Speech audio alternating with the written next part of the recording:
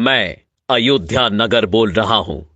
मेरा नाम अयोध्या इसलिए पड़ा क्योंकि मुझे युद्ध में ना तो कभी पराजित किया जा सका और ना ही किया जा सकेगा। वेदों में मुझे ईश्वर की नगरी कहा गया है और मेरी संपन्नता की तुलना स्वर्ग से की गई है। आदिकाल से मैं पवित्र सरयू नदी के तट पर 12 योजन लंबाई और 3 योजन चौड़ाई में बसा था। कई शताब्दियों तक मैं सूर्यवंशी राजाओं की राजधानी रहा। मेरा इतिहास हिंदू धर्म के सबसे पुराने इतिहासों में से एक है। मेरी उत्पत्ति ब्रह्मा जी के मानस पुत्र मनु से संबंधित है। मैं और मेरा सूर्यवंश मनु के पुत्र इक्ष्वाकु से प्रारंभ हुआ था। वेदों और पुराणों में मुझे अयोध्या के नाम के साथ और भी कई प्राचीन नामों से पुकारा गया है, जैसे साकेत, कौशलपुर, अवध, श्रावस्ती और अयोध्या। मेरा नाम अयोध्या यूं ही नहीं पड़ा, बल्कि इसके पीछे बहुत बड़ा धार्मिक महत्व है। स्कंद पुराण के अनुसार आ अक्षर ब्रह्मा है, या अक्षर विष्णु है तथा धा अक्षर शिव का स्वरूप है। यदि आप वेद व्यास के हाथों लिखित अथर्ववेद के पन्नों को पलटेंगे तो भारत की सबसे प्राचीन सप्तपुरियों में प्रथम स्थान पर आपको मेरा ही नाम दिखाई देगा। रामायण काल से मैं कौशल जनपद की राजधानी हुआ करता था, इसलिए मेरे आराध्य प्रभु श्री राम को कौशलपुर राजा के नाम से भी जाना गया। मैं अयोध्या बोल रहा हूं। कितने ही देवता, दानव, मनुष्य और शासक आकर चले गए, सदियां बीत गईं और फिर युग बीत गए, लेकिन मैं यहीं सरयू के तट पर अडिग रूप से खड़ा सब कुछ देखता रहा। मैं वो महासौभाग्यशाली नगर हूं जिसकी गोद में खेलकर रघुनंदन श्री राम बड़े हुए। वो जन्मभूमि जहां मेरे आराध्य रामलला ने पहली किलकारी की, वो दशरथ महल जहां मेरे प्रभु का बचपन बीता, वो वन मार्ग जहां से गुजरकर रामचंद्र जी गुरु वशिष्ठ के साथ गुरुकुल गए, वो अवधपुरी जहां से श्री राम की भव्य बारात निकली थी, वो कनक महल जो महारानी कैकई ने सीता जी को मुंह दिखाई पर भेंट किया था, वो सरयू का किनारा जहां श्री राम और मां सीता ने पहली होली खेली, वो हनुमान गढ़ी जहां हनुमान जी ने कई वर्षों तक रहकर अयोध्या की रक्षा की, वो राम की पैड़ी जहां खड़े होकर राम लक्ष्मण ने संसार के सारे तीर्थ स्थानों के एक साथ दर्शन किए, वो सहस्त्रधारा घाट जहां लक्ष्मण जी ने अपनी देह त्यागी और शेषनाग के रूप में दिखाई दिए, वो गुप्तार घाट जहां स्वयं मेरे प्रभु श्री राम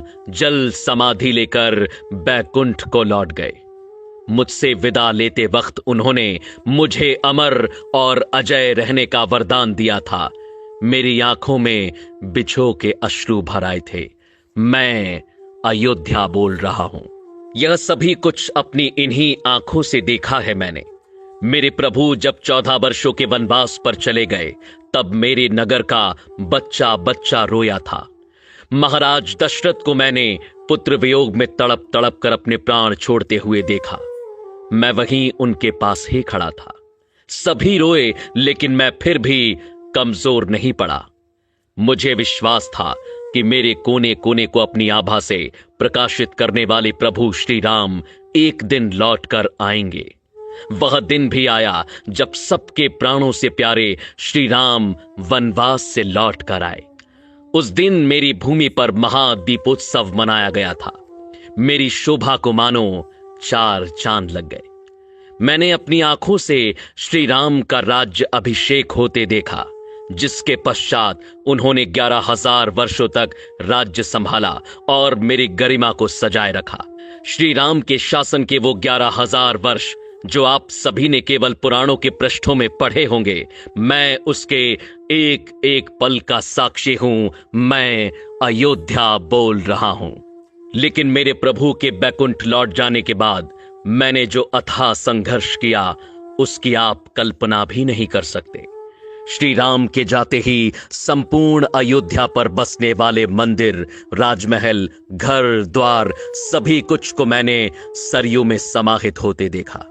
वह दृश्य मैं आज भी नहीं भूल सकता, जब मात्र मेरी भूमि ही शेष रह गई थी। अनेकों वर्षों तक यह भूमि यूं ही रिक्त पड़ी रही और मैं प्रतीक्षा करता रहा इसे पुनः सुसज्जित करने वाले की। अनेकों वर्षों बाद यह प्रतीक्षा खत्म हुई और भगवान राम के पुत्र महाराज कुश ने अपनी युवावस्था में सर्वप्रथम अपने पिता श्री राम की पुण्य जन्मभूमि पर मंदिर का निर्माण करवाया। सूर्यवंश की अगली 44 पीढ़ियों तक यह अस्तित्व में रहा। वर्ष बीतते गए और पूरा युग बीत गया। मैंने द्वापर युग का आरंभ भी देखा और उसका अंत भी।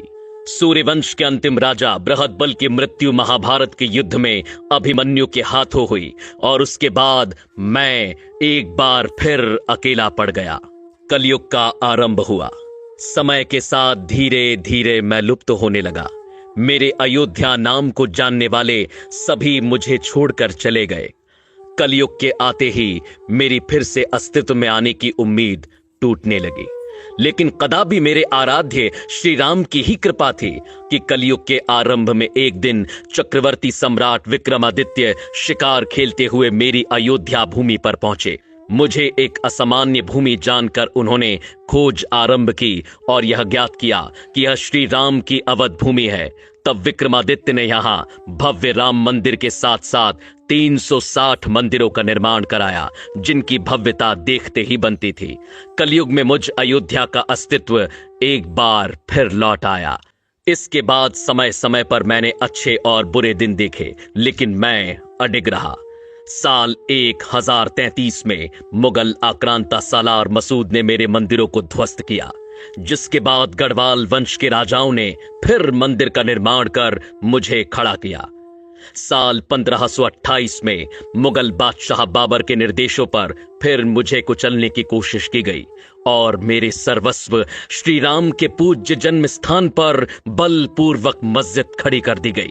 मेरे रामलला से प्रेम करने वालों के हृदय में ये आग धधकती रही कि श्री राम को न्याय कब मिलेगा, और 1853 में यह आग भड़क उठी जब यहां पहली बार हिंदू मुसलमानों के बीच दंगे हुए। उस समय अंग्रेजी सरकार ने अस्थायी रूप से समझौता कराया। साल 1949 की खुदाई में यहां श्री राम के अवशेष मूर्तियां पाई गईं, जिसके बाद 1950 में सिविल कोर्ट में मूर्ति स्थापित करने की इजाजत मांगी गई।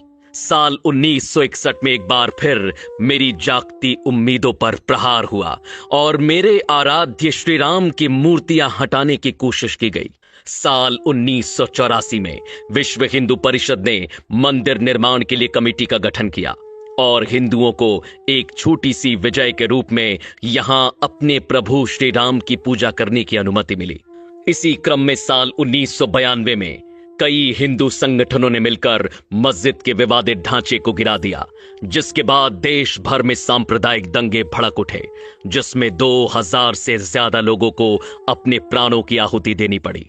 साल बीतते गए, अदालत की सुनवाई जारी रही, अर्जियां लगती रहीं, तारीखें मिलती रहीं, लड़ाई लड़ने वाले चेहरे भी बदलते गए, लेकिन इन सब के बीच मैं अयोध्या डटकर खड़ा रहा, इस उम्मीद के साथ कि यह मेरे प्रभु श्री राम की भूमि है जो कोई नहीं छीन सकता।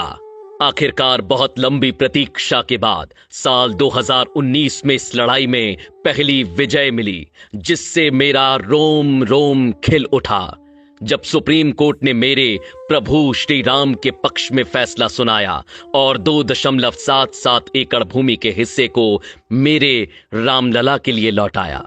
साल 2020 में श्री राम मंदिर का भव्य भूमि पूजन कार्यक्रम आयोजित किया गया, जो मेरी दूसरी विजय के रूप में मुझे प्राप्त हुआ, और मेरी तीसरी और अंतिम विजय आज सभी के सामने है, जब साल 2024 में एक अद्वितीय और भव्य मंदिर निर्माण के बाद स्थायी रूप से मेरे सर्वस्व श्री राम की प्राण प्रतिष्ठा होने जा रही है, जिसकी एक झलक देखने के लिए हर कोई लालायत है।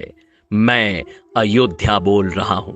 आज मैं ऐसा महसूस कर रहा हूं मानो मेरी युगों युगों की तपस्या सिद्ध होने जा रही है। मैं नहीं जानता कि आप में से किसे ये सारी बातें सत्य लगती हैं और किसे केवल एक कल्पना, लेकिन मैं वो अयोध्या हूं जिसने अपनी आंखों से इन सभी दृश्यों को देखा है।